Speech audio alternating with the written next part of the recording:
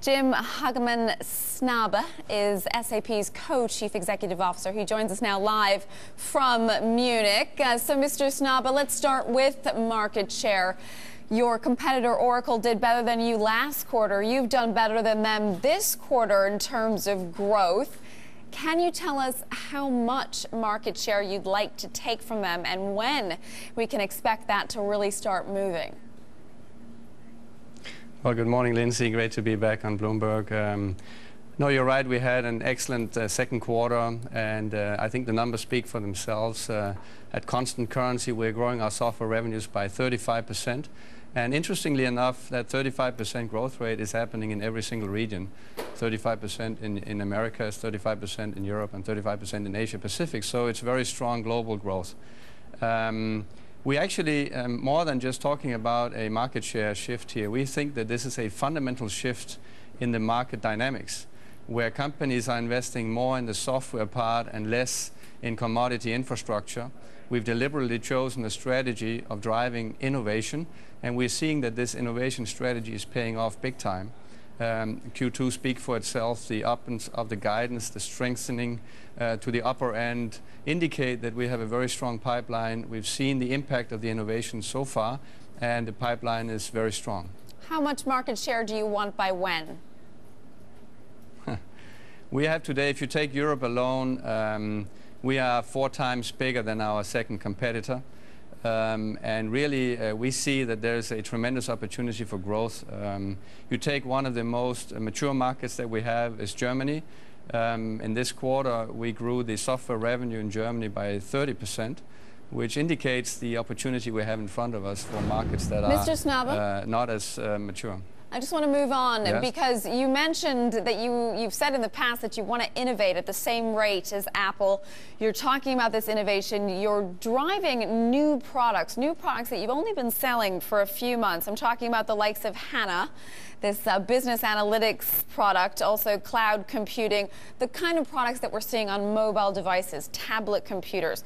But investors, they want specifics. They want to know how much you're going to make from these products and when, not just this 2015 target that you've set. Can you give them something more precise?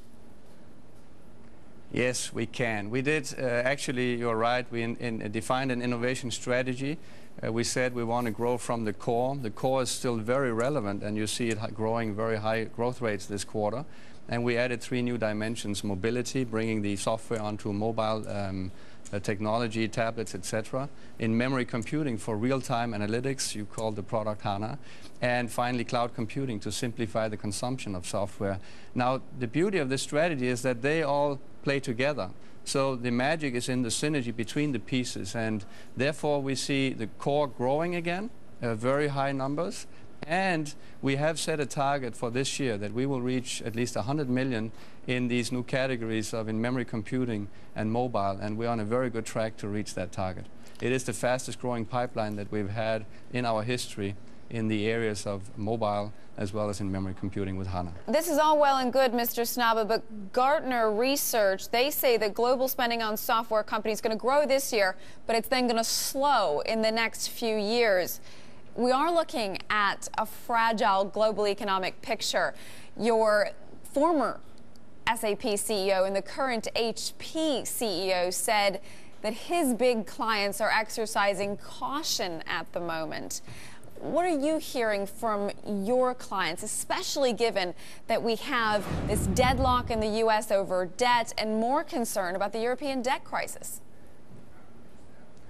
Yeah, so first of all, I think you're seeing exactly that fundamental shift in the industry with some of these announcements that we've seen in this quarter, that companies that drive an innovation agenda, that deliver highly innovative software products that drive competitiveness for customers are seeing high growth rates, whereas companies with more commodity infrastructure are having difficulties. This is a fundamental shift in the stack, away from commodity infrastructure as well as commodity services and into innovative software products. So from that perspective, we actually see that we have innovated at the right time in the industry. We're taking the lead in driving this fundamental shift in the industry, and we're now seeing the benefits in our numbers. The uncertainty is there. Uncertainty is never good for business. But I think even that drives some of the demand for our products, like real-time analytics. You want to know what's going on in your business so you can react faster to any possible unforeseen changes. So you're saying effectively that you can grow and meet your goals by more than 10% a year, even in a low visibility environment, that you can do this in good times and in bad. Can you really guarantee this? Guarantees are always hard, but we actually see that the software part of the stack is increasing in importance.